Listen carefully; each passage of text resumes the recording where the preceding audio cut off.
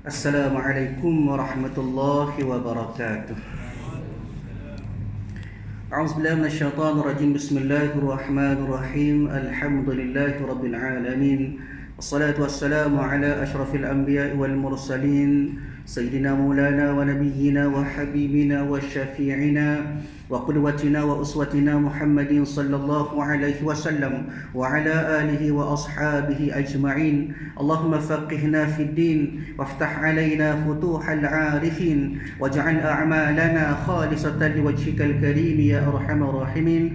Allahumma iftah alaina hikmatak wa anshur alaina min khazain rahmatika ya arhamar rahimin. Rabbi shrah li sadri wa yassir li amri wahlul 'uqdatam min lisani yafqahu qawli. Walhamdulillahi rabbil alamin. Amin. Qala al-musannif rahimahullahu ta'ala wa nafa'ana wa iyyakum bi'ulumihi fid dharain. Amin.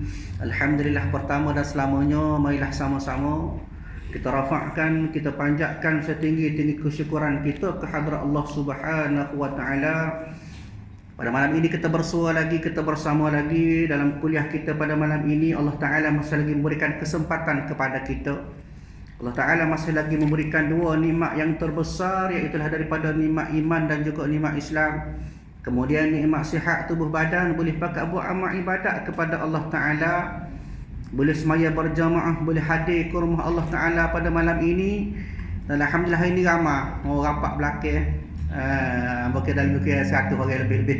Alhamdulillah, syukur. Sebab apa? Sebab Allah Ta'ala pilih kita semua daripada kalangan orang-orang yang terpilih sahaja, untuk kita sama-sama terus berada dalam keadaan kita ni sentiasa nak kepada kebaikan, nak kepada benda-benda yang boleh menghadirkan rasa takwa kita kepada Allah Ta'ala. Maka pada malam ini Allah Ta'ala pertemukan kita dalam majlis ilmu yang dikatakan oleh para ulama sebagai Raudhatun min Riyadil Jannah, satu taman daripada taman-taman syurga.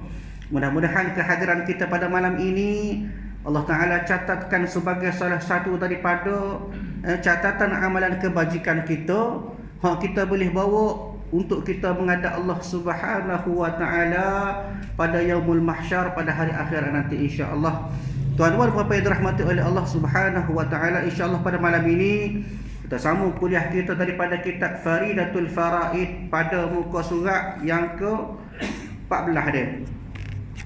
Muka surat 14 bawah tu. Dan erti wajib pada syarat. Tu dia. Baik, kita masih lagi berada dalam kata pendahuluan yang dikatakan sebagai muqaddimah kitab Faridatul Faraid.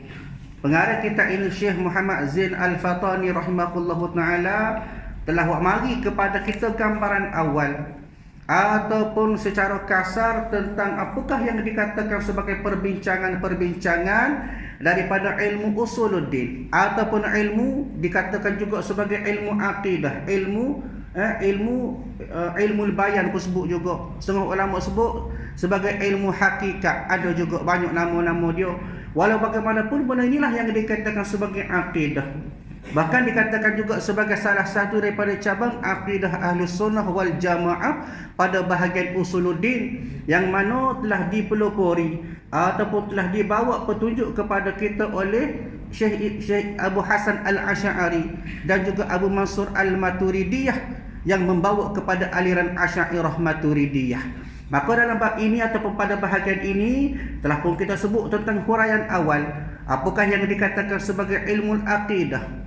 Dia telah dibawa ataupun diceritakan oleh pengarang kitab ini Syekh Muhammad Zain Al-Fatani rahimahullahu ta'ala, dan juga membawa kepada aqidatul khamsin, dikatakan sebagai akidah 50 yang wajib kita mengaji sebagai salah satu cara kita nak mengenal Allah Ta'ala.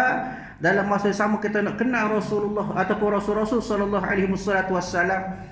Di maka inilah yang dikatakan perjalanan hakikat ilmu aqidah, cara bab hakikat ketuhanan, juga disebut sebagai hakikat nubuwah kenabian. Adapun nak mengaji bab cuci hati, tidak ilmu akidah, itu ilmu tasawuf. Adapun bab nak sembahyang, nak zakat, nak puasa, itu bab ibadah, ilmu fiqh. Maka ilmu akidah itulah perkisaran dia ataupun huraian dia.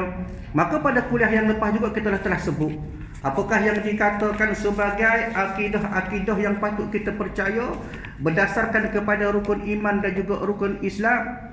Ada keimanan memberi kepada al-imanul kamilin, iman yang sempurna, maka berpegang kepada rukun iman. Kemudian nak kepada Islam hakuddin, hak sebenar-benar agama, kena pegang pada hukum rukun Islam. Maka sekarang dalam bab rukun ataupun pada bab ihsan, bagaimanakah kita nak menjadikan hati kita ni lebih kepada taqarruba ila Allah. Bila cukup 3 ilmu ini, ilmu usuluddin, ilmu tasawuf, ilmu fiqh, maka inilah yang dikatakan melengkapi akidah kita sebagai sebenar-benar Muslim. Ada pun ilmu lain sunat belaka. Sunat bila mana tidak menjadi kewajipan atas ibadat. Contoh kita kata ilmu Quran, ilmu tarannum. Tarannum tu sunat. Adapun kalau ilmu tajwid atas sebab nak betul semaya maka jadi wajib. Adapun ilmu-ilmu lain, setengah-setengah ilmu tu ya jadi sunat, tapi kalau bawa kepada ibadat maka jadi wajib.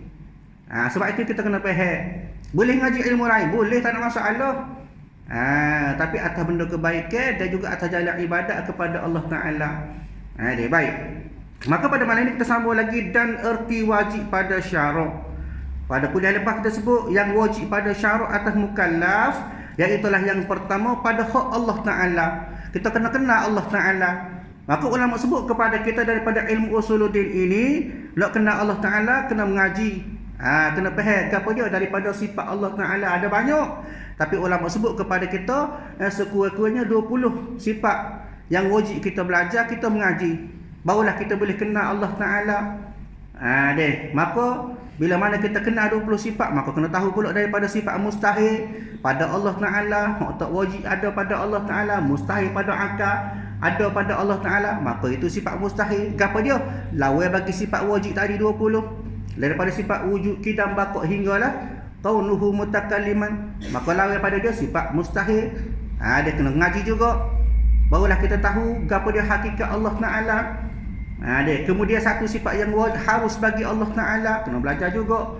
41 sifat duduk situ. Maka 9 lagi duduk pada hakikat nubuwah.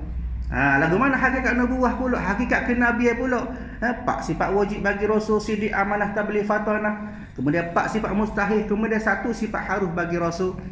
Maka cukuplah 50 sifat yang dikatakan akidah 50, aqidatul khamsin. Sudah lepas sebut dah dengan berkenaan dengan wajib pada hak Allah Taala dan juga wajib pada Rasul alaihi wassalatu wassalam. Maka pada malam ini sama pula dan erti wajib pada syarak. Wajib pada syarak tu lagu mana? Sebab kuliah lepas sebut dah wajib syarak pada kita kenal Allah Taala. Pada kita tahu berkenaan dengan Allah Taala, sifat wajib, sifat mustahil, sifat harus itu, maka wajib itu lagu mana? Dan erti wajib pada syarak itu barang yang diberi pahala atas mengerjakan dia. Mana kata bila kita tahu, kita mengaji betul-betul, kita faham berkenaan dengan Allah Taala, maka kita boleh pahala. Bukan setakat boleh pahala saja, malah boleh kenal Allah Taala lebih dekat lagi. Dan disiksakan atas meninggalkan dia. Dia bila sebut disiksa, maka itulah yang dikatakan sebagai azab daripada Allah Taala. Seksa lagu mana? Seksa sepatah dunia ke? Hukum katu mandatory, itu atas dunia. Dia sebab 10 hotel itu atas dunia. Ada pun azab seksa Allah Taala berat. Dia Allah Taala sebut dalam Quran banyak tempat Allah Taala sebut, antaranya Allah Taala sebut kullama aradu ay yakhruju minha min ghammin u'idu fiha wa dhuqu adzabal hariq, kata Allah. Disebut daripada surah Al-Hajj, lagu mana keadaan azab tu? Tiap-tiap kali mereka hendak keluar daripada neraka tu, maka disebabkan mereka menderita azab dia, maka mereka dikembalikan semula. Cuma nak tubik Allah Taala tahu semula dari neraka, maka kata Allah Taala, rasalah kamu azab seksa yang membakar. Sebab neraka satu tempat azab. Dia bila sebut azab tak ada dah. Mana neraka lah tempat dia. Dia maka atas hukum itu juga dikatakan sebagai orang yang tidak mengenal, tidak faham, tidak mengaji, maka diseksa atas meninggalkan daripada kita kenal Allah Ta'ala. Ada peluang nak mengaji tapi tak sih. Dia payah nak boleh kemari kuliah. Tempat lain lah, tempat kita bagus, alhamdulillah penuh semua kuliah. Ni yang jadi payah, saqilatu 'ala nafs, berat pada nafsu nak mengaji. Padahal mengaji ilmu agama, nak kenal Allah Ta'ala, nak kenal Rasul, nak kenal agama yang sebenar daripada benda-benda yang dikatakan sebagai hukum agama Islam, tak mari. Maka dikira sebagai orang-orang ini mereka yang meninggalkan hukum atas hukum nak mengenal Allah Ta'ala. Ilmu lain tak apa lagi. Ada ilmu matematik tak apa, tak sungguh. Kalau kita belajar gaji-gaji boleh keputusan cemerlang, boleh kerja comel, boleh peru anak isteri kita, boleh berbakti pada agama, tu lain cerita pula. Ini cerita berakidah kita, benda hak utama.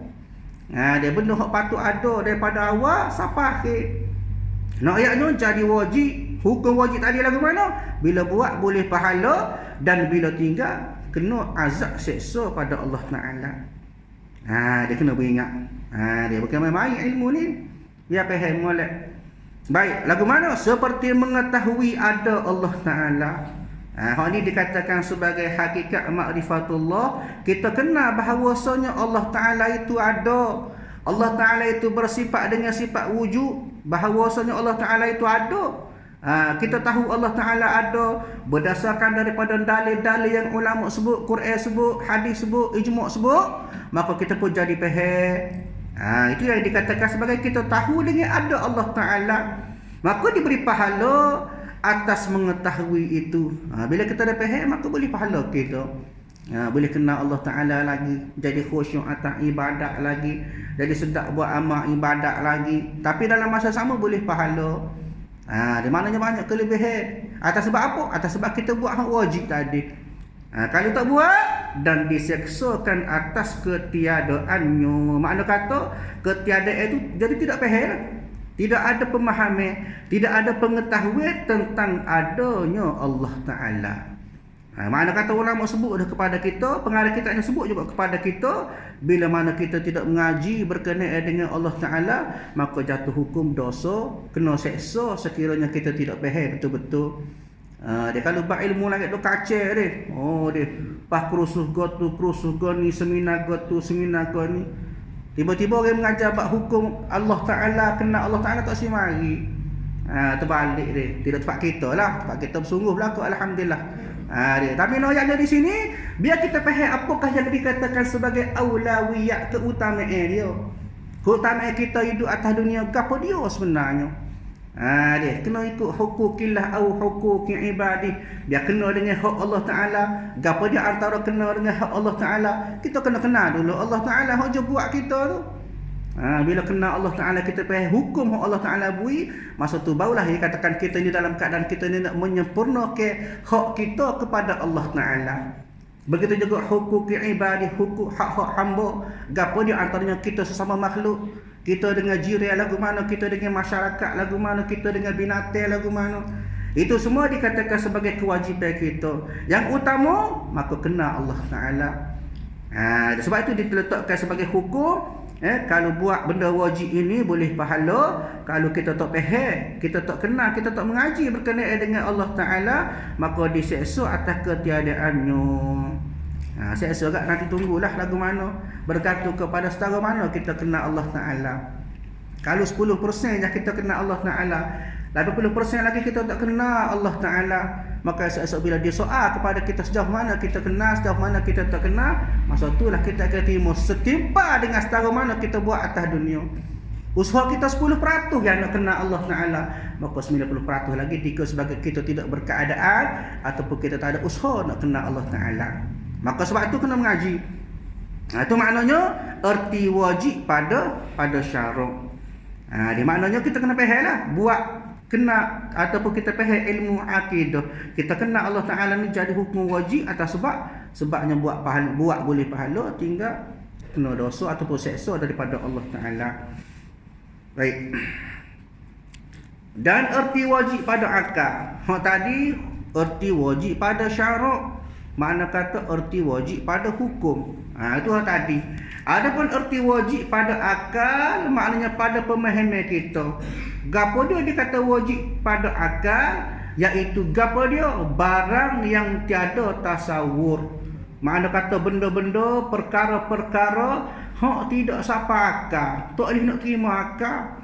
Ada tak sapa gambar dia dalam kepala kita. Gapo dia?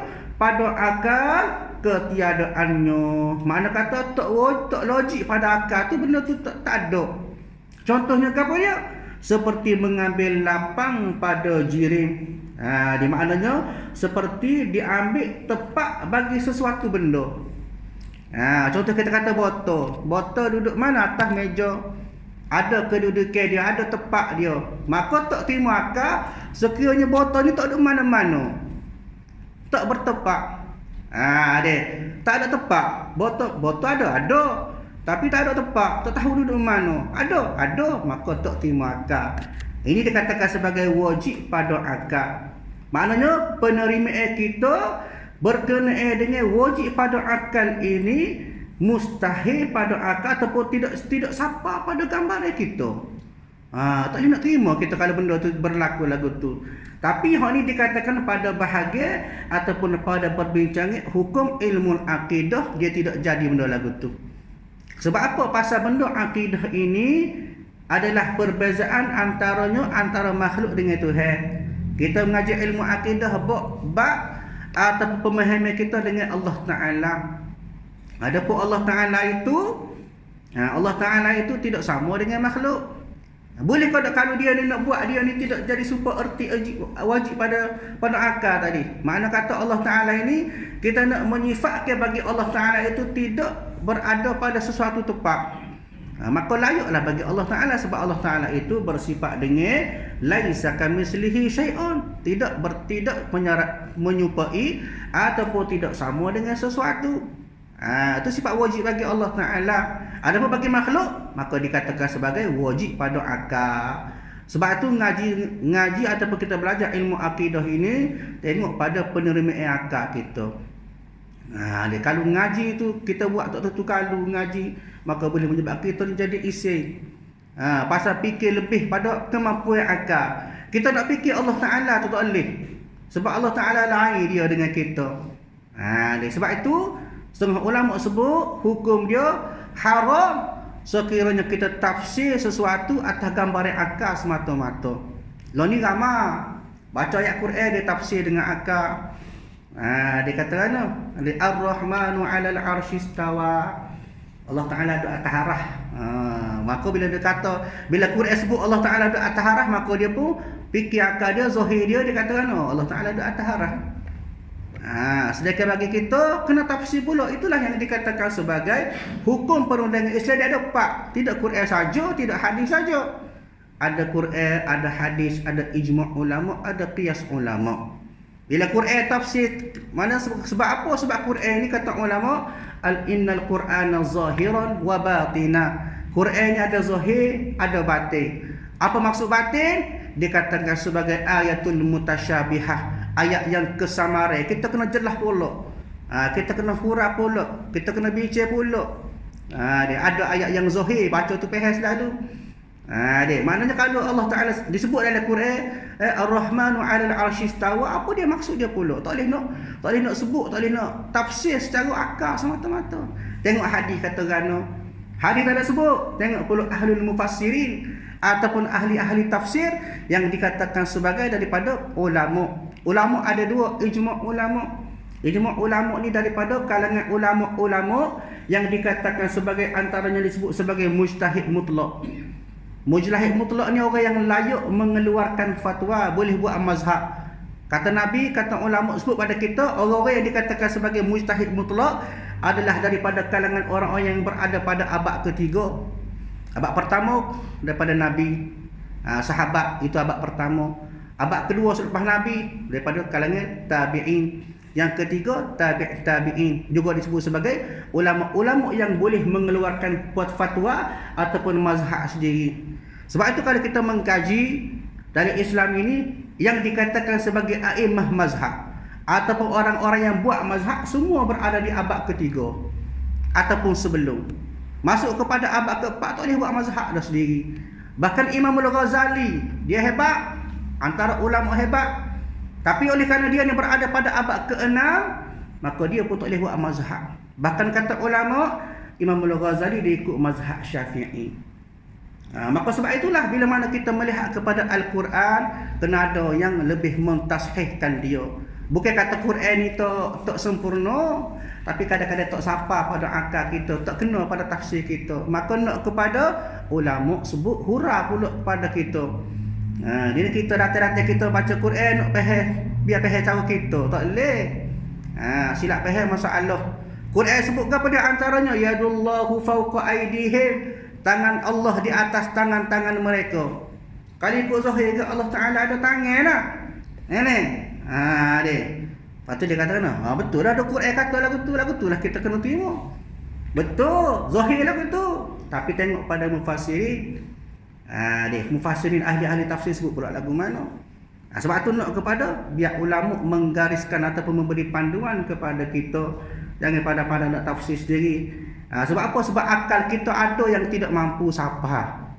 Antaranya bab ilmu akidah, benda-benda hak kadang-kadang mencari akal, benda-benda hak tak apa pada kemampuan akal, maka hak ni nak kepada ulama sebut ataupun hura pada kita. Ni dok kadang-kadang dok hina pula ulama, bisa kita pula pada ulama. Bisa kita pula pada ulama. Kita pula jadi lebih pada mujtahid mutlak. Sebab tu kena beringat. Tengoklah pada rujukan ulama-ulama muktabar. Baik. Makna kata akal kita ini ada kemampuan ataupun ada hak dia. Tapi bila kita nak fikir tentang Allah Ta'ala, tak boleh fikir secara zahir lah betul. Sebab itu setengah-setengah benda memberi gambaran bahawa tiada tasawuf pada akal, tak boleh nak fikir. Walaupun benda tu wajib pada akal. Bagaimana sifat Allah Ta'ala laisa kamitslihi syai'un. Kita tahu, kita mengaji bahawasanya Allah Ta'ala tu tak serupa dengan makhluk. Tak serupa lagu mana? Nak gambar lagu mana tu? Tak boleh nak gambar Allah Ta'ala. Hanya kenal. Sebab tu kata ulama, siapa dia kenal Allah Ta'ala dengan zat, maka binasa dia. Sebab apa? Dia sebut zat, maka dia suka kita. Toko, gemuk, kurus, hitam, putih, tinggi, rendah. Itu zat. Ada pun sifat yang ada pada Allah Ta'ala. Kita boleh kenal lagu tu ialah. Pasal Allah Ta'ala tu kita tak boleh nak kenal. Kita nak tak tahu lagu mana keadaan Allah Ta'ala. Betul Allah Ta'ala. Maka kena mengaji sifat Allah Ta'ala. Maka setengah benda itu walaupun kena pada yang dikatakan sebagai Allah Ta'ala, tapi pada kita tak sapa pada akal. Baik, sambung lagi. Dan mustahil itu barang yang tidak tasawuf pada akal adanya seperti sunyi jirin daripada gerak dan diam. Ini cerita bab akal. Tadi mula-mula tadi cerita bab gambaran akal. Bila mana benda tu jadi wajib, kita percaya, tetapi tak sampai pada akal, maka hukum jadi wajib juga. Terutamanya bab Allah Ta'ala. Sebab apa? Pasal itu yang dikatakan akidah kita. Yang kedua ni pula mustahil pula barang yang tiada tasawuf pada akal, tak sapa pada akal, tak logik pada akal. Apa dia? Seperti sunyi jirim daripada gerak dan diam. Maknanya sunyi, maknanya tidak ada sesuatu pada jirim daripada gerak dan diam. Tak gerak, tak duduk dia. Jadi pelik mustahil. Sesuatu benda tu gerak kau duduk dia. Kali dia itu gerak. Kali dia senyap gini, itu dia. Ada kau di antara dua tu, duduk tengah-tengah. Gerak pun duduk, dia pun duduk, maka mustahil pada akal. Dan jaiz itu, ni jaiz ni harus. Harus itu apa dia pula? Barang yang sah pada akal adanya dan tiadanya, seperti gerak jirim dan diamnya. Hak ni harus, makna kata boleh terima pada akal. Makna kata benda ni ada dia ni gerak ataupun duduk dia. Kalau dia tidak gerak, mana dia duduk dia. Kalau dia diam, mana tidak gerak. Itu maknanya harus pada akal. Dia maknanya diterima pada akal. Itu maknanya dari segi keadaannya, bagaimana kita nak memahami keadaan-keadaan yang memberi kaitan pada akal pada bab ilmu akidah.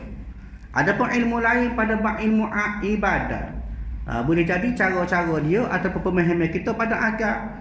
Lagu mana nak ambil air semaya, lagu mana nak menilai keadaan najis itu, adakah daripada kalangan air itu mutanajisun ke, ataupun air itu dah masuk daripada air mutlak ke. Semua tu boleh nilai pada akal. Begitu juga pada ilmu tasawuf.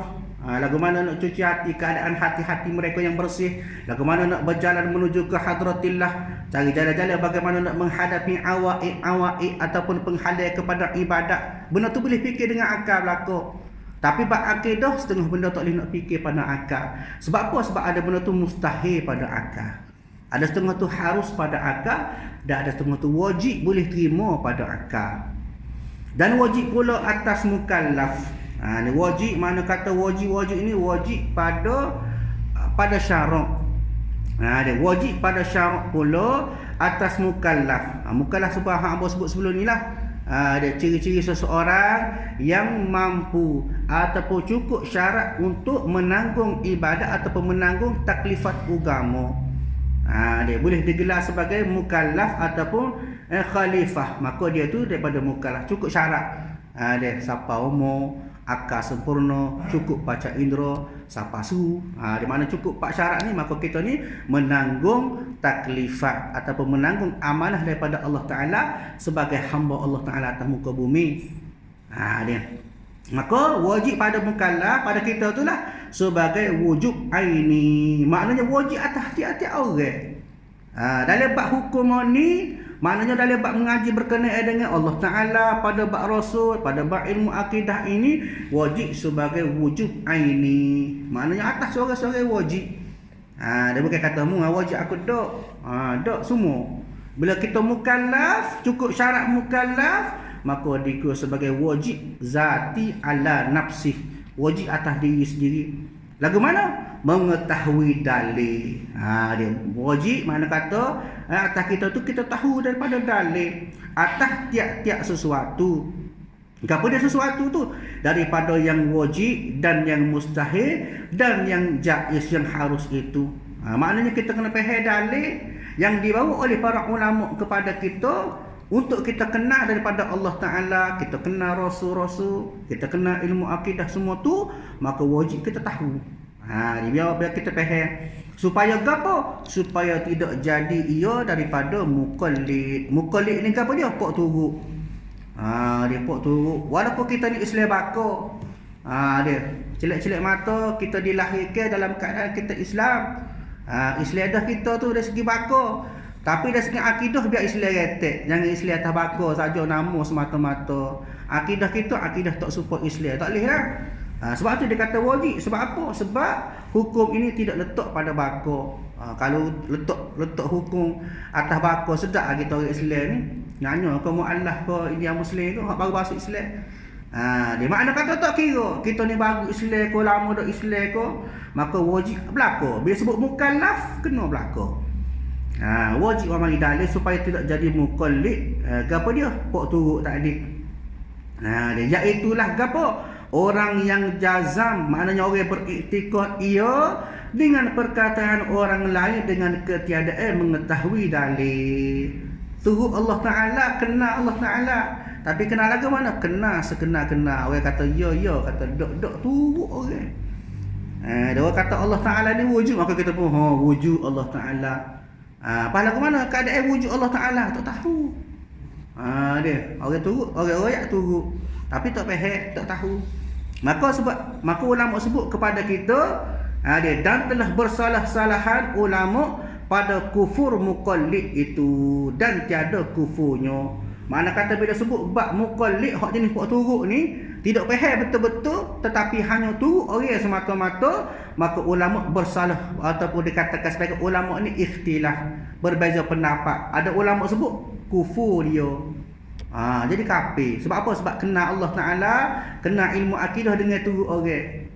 Maka manakala ada 10.5 lagi pula, setengah daripada orang pula kata ketiadaan kufur, tak kufur. Dan qaul yang sahih, ini pendapat yang sahih, yang muktamad, bahawasanya apa dia? Mukmin serta berdosa. Dikira dia tu Islam lagi lah. Dia kira dia tu mukmin lagi, mukmin orang beriman lah. Tetapi serta berdosa.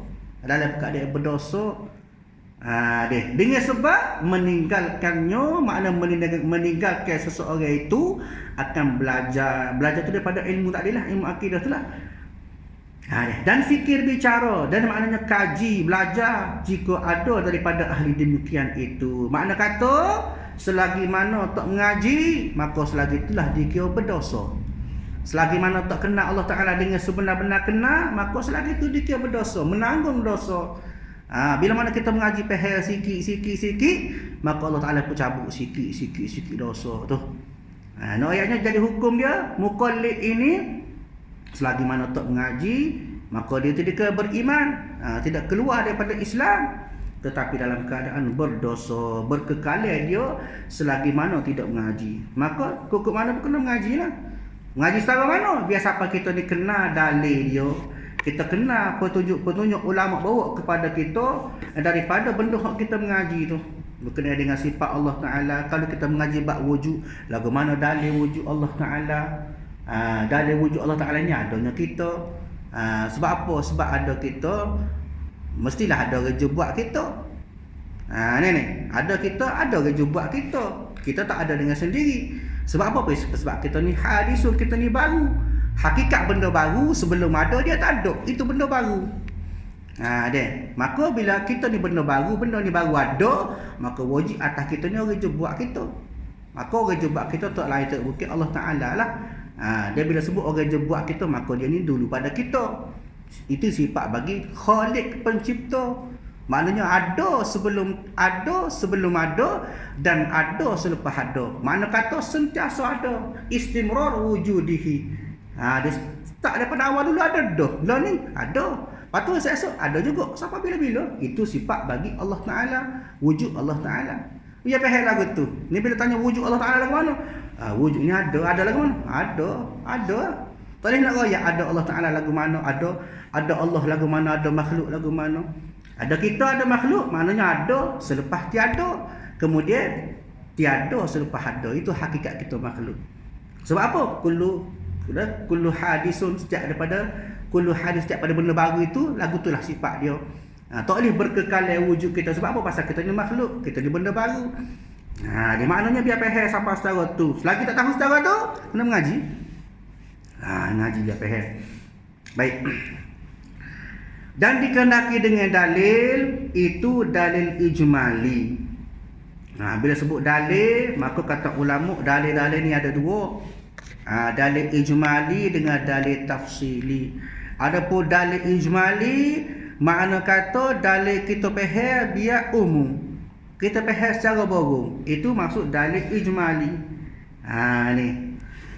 Lagu mana? Iaitu dalil yang lemah, maknanya tak kuat oleh empunyanya daripada menetapkan dia. Dia maknanya dari segi huraya dia tu, dia faham tu sekat tu je. Maka dalil dia tu tidak kemah. Sebab apa? Daripada menetapkan dia, tengok tu dia tulis itu nombor ni. Tengok bawah tu, qauluhu, menetapkan dia.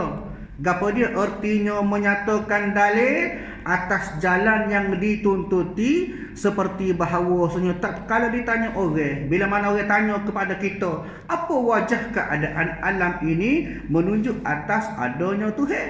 Orang tanya kita, apa kak? Lagu mana kita nak ayat alam ni ada sebab ada Allah Ta'ala. Maka berkata seseorang itu, alam ini baharu. Dan yang baharu ada baginya yang menjadikan, maka alam ini ada yang menjadikan dia, dan dialah iaitulah Tuhan itu. Itu yang dikatakan sebagai dalil ijmali, makna kata dalil lemah daripada kita nak royak setara tu. Itu maksud dalil ijmali, dalil umum. Kalau boleh ayat setara tu, dia jadi sebagai dalil tafsili. Detail tu. Kalau setakat kita kata, kita boleh royak ada Allah Ta'ala. Ada setara mana? Ada Allah Ta'ala, ada kita, ada Allah Ta'ala. Mana itu sebagai dalil ijmali. Kita faham secara borong baru tu. Nak biar kita faham secara tafsili detail lah. Dan menghuraikan segala syubhah. Syubhah artinya kesamaran. Kita boleh royak mana hak tak betul. Kita boleh menjelaskan daripada kesamaran-kesamaran yang didatangkan atasnya bila orang royak kepada kita. Orang mari cah keting kita, orang mari tanya kita. Dia mari tanya kita lagu mana? Apa dalil engkau atas ada Allah Ta'ala? Gapo dia gak dalil hak mun royak bahawasanya Allah Ta'ala tu ada? Maka berkata dia alam ini. Sekatu boleh royak. Ada Allah Ta'ala. Tahu mana Allah Ta'ala ada? Tengok alam ni ada, alam ni ada Allah Ta'ala. Maka tu lemah lagi. Dan lemah ia daripada menyatakan jalan menunjuk alam ini atas ada Allah Ta'ala. Maka kalau setara tu, maka kita tak faham lagi lah, baru berada pada dalil yang dikatakan sebagai dalil ijmali. Baik, atas ada Allah Ta'ala itu, atau kuasa ia atas, maknanya kuasa ia atas apa? Atas menyatakan dia. Tetapi jika didatangkan iktiraf, kalau orang mai kesamaran, orang mari walau tanya kita, mari nak test kita, orang mari nak menggugat kepahaman kita, maka tiada kuasa ia atas menghuraikan dia atas wajah yang dituntuti. Maka dalam keadaan itu kita hak tak faham, tak boleh nak ayat dah lah. Sama mana kat wujud Allah Ta'ala tu tak boleh nak ayat dah, sekatu lah, kita faham sekatu. Maka keluarlah ia daripada ta'liq dengan mengetahui ini dalil yang ijmali. Mana kata selagi mana kita tak boleh nak ayat setara tu wujud Allah Ta'ala, maka dikira kita sebagai kalangan orang yang muqallid lagi. Mana kata sebab tak adil lah, bila sebut muqallid selagi tu berdosa, selagi kita tak mengaji. Mana kata kalau kita faham adanya Allah Ta'ala dengan sebab ada alam ni sekatu je, maka muqallid lagi kita tu kena mengaji lagi. Biar ngaji, biar faham lagi. Bila mana kita faham dah bahawasanya Allah Ta'ala ni ada Allah Ta'ala ni sekian, bahawasanya kita makhluk ni sebagai bukti ada Allah Ta'ala, boleh royak pula atas kekuasaan Allah Ta'ala inilah sekian, boleh kurang siapa lagu tu, barulah kita ni terkeluar daripada kalangan orang-orang yang muqallid. Dia maknanya biasa pas setara tu. Pendek kata kalau kita tengok tak, lo ni tak ramah muqallid lagi lah. Tapi tu tak kita pagu pada belakang dah, alhamdulillah mengaji belakang ni. Tapi yang di sini siapa tahu tu kita kena faham, barulah kita terkeluar daripada kalangan orang-orang yang dalam keadaan berdosa sebab tak mengaji. Maka keluarlah ia tadi daripada taklid dengan mengetahui isi dalil yang ijmali. Sebab apa? Sebab kita sudah faham secara tafsili. Adapun kalau faham ijmali, masih lagi dalam keadaan kita itu sebagai orang-orang yang muqallid. Adapun dalil tafsili, dalil tafsili pula apa dia? Tengok bawah tu nombor 8. Qauluhu dalil tafsili, ketahuilah olehmu bahawasanya mengetahui dalil tafsili itu wajib atas ahli-ahli tiap-tiap qasa atas jalan fardu kifayah. Ini dia buat perbandingan dengan ilmu fiqh. Lagu mana? Maka apabila mendiri dengan dia oleh seseorang daripada mereka itu, gugurlah dosa daripada mereka yang tinggal. Kalaulah daripada ramai-ramai kita sekapung ini, sore yang tahu berkenaan dengan bab semaya kosa ataupun semaya jamuk, maka orang lain tak tahu pun tak apa dah. Sebab apa? Ini yang dikatakan sebagai ilmu fardu kifayah. Maka wajib bahawa ada yang tiap-tiap masafah yang harus padanya semaya kosa itu satu orang yang mengetahui dengan dalil tafsili. Ramai-ramai orang semaya kosa, maka daripada tiap-tiap masafah ni jarak dia. Kosa ni antara jarak dia kata ulama 92 km ataupun sebut sebagai 2 marhalah. Maka kalau dalam keadaan kita nak musafir, kita dalam keadaan nak semaya kosa, tak tahu belakang, tak ada seorang abuk tahu, maka hak ni hukum dia tak dikira sebagai hukum tafsiri lagi. Itu dikira sebagai hukum ijmali. Maka berdosa lagi lah tu. Ni banding dengan ilmu fiqh ni. Dan dengan yang tinggal daripada segala hukum syarak dan pada tiap-tiap masafah adawi seorang qadi kerana banyak perbantahan. Ini pendapat daripada Imam Syarqawi. Yang ada di sini satu perbandingan kepada kita kalau ilmu fiqh lagu tu. Dalam bab hukum ataupun fardu kifayah, kalaulah seorang tak tahu maka berdosa berlaku. Sukuknya kena ada orang tahu. Supaya dalam kampung lah tak ada orang buat semaya Jumaat. Maka hukumnya berdosa berlaku. Kalau bila ada orang buat, tak apalah. Bukan kata tak sibuk buat, kena buat. Hukum lain pula bab semaya Jumaat tu fardu fadilah dia. Lagu lain pula, tapi macam situ hukum fardu kifayah. Begitu juga pada bab pemahaman kita dari ilmu akidah. Kalau tak faham siapa setara tu, maka dikir kita ni tidak tafsili lagi. Baru dalam keadaan kita faham sekadar gitulah. Maka nak biar kita ni faham secara tafsili. Biar jelas gapo berkaitan dengan Allah Ta'ala, gapo berkaitan dengan dalil-dalil yang memberi pemahaman kepada kita tentang kehebatan ataupun tentang kesempurnaan yang ada pada Allah Ta'ala. Jadi nak di situ tuan yang dirahmati oleh Allah Subhanahu wa taala, sebagai kesimpulan pada malam ini nak biar kita faham bahawa sebenarnya dalam ilmu akidah ni tak boleh main-main, tidak seperti ilmu lain. Pasal apa? Pasal i'tikad kita dengan Allah Taala. Dalam kubur sesok Tuhan tanya antara soalan yang utama, ma i'tiqaduka, apa dia pegang dengan kamu? Kita nak kata kita pegang dengan Allah Taala, boleh kata ke? Boleh, tapi dalam selama kita ni dalam keadaan hanya mukallid semata-mata. Ngaku ikut Allah Taala tapi tak kenal pun Allah Taala. Ngaku beriman dengan Rasul tapi tak tahu pun gapo yang dikatakan sebagai sifat wajib bagi Rasul, mustahil bagi Rasul. Dia maka oleh kerana kita ni nak supaya kita ni amanah dengan diri kita, amanah dengan ilmu, amanah dengan Allah Taala, maka biar kena mengaji, biar kena faham betul-betul. Supaya bertepatan ataupun berkena dengan matlamat kehendak pada hukum syarak. Mudah-mudahan tuan-tuan yang dirahmati oleh Allah Taala, kita semua diberikan Allah Taala pemahaman untuk kita mengaji, kita kenal Allah Taala dengan sebaik-baiknya, dan inilah yang dikatakan boleh membawa kepada kita ni makin rapat, makin hampir dengan Allah Taala, membawa kepada amal ibadat yang ikhlas, yang khusyuk dan sebagainya. Dan mudah-mudahan semua yang hadir pada malam ini juga diberi peluang oleh Allah Taala untuk kita benar-benar kenal Allah Taala, akhirnya boleh jumpa dengan Allah Taala pada hari akhirat nanti dalam syurga insya-Allah. Jadi setakat itulah kuliah kita pada malam ini, maka hendaklah kami nyatakan segala aqaid yang wajib pada syarak. InsyaAllah pada ni dia akan cerita pula pada akidah, pada hukum syarak insyaAllah. Jadi sekian kuliah kita pada malam ni, insyaAllah kita sambung kuliah kita pada masa akan datang. A'udzubillahi minasyaitonirrajim. Bismillahirrahmanirrahim. Alhamdulillahirabbil alamin. Wassalatu wassalamu ala asyrafil anbiya'i wal mursalin wa ala alihi wa ashabihi ajma'in. Allahumma inna nas'aluka ridhaka wal jannah wa na'udzubika min sakhatika wan nar. Allahumma innaka 'afuwun karimun tuhibbul 'afwa fa'fu 'anna wa 'an walidina wa 'an jami'il muslimina wal muslimat wal mu'minina wal mu'minat bi rahmatika ya arhamar rahimin. Rabbana atina fid dunya hasanah wa fil akhirati hasanah wa qina 'adzaban nar. Sallallahu ala sayyidina Muhammad wa ala alihi wa ashabihi ajma'in walhamdulillahi rabbil alamin. Assalamualaikum warahmatullahi wabarakatuh.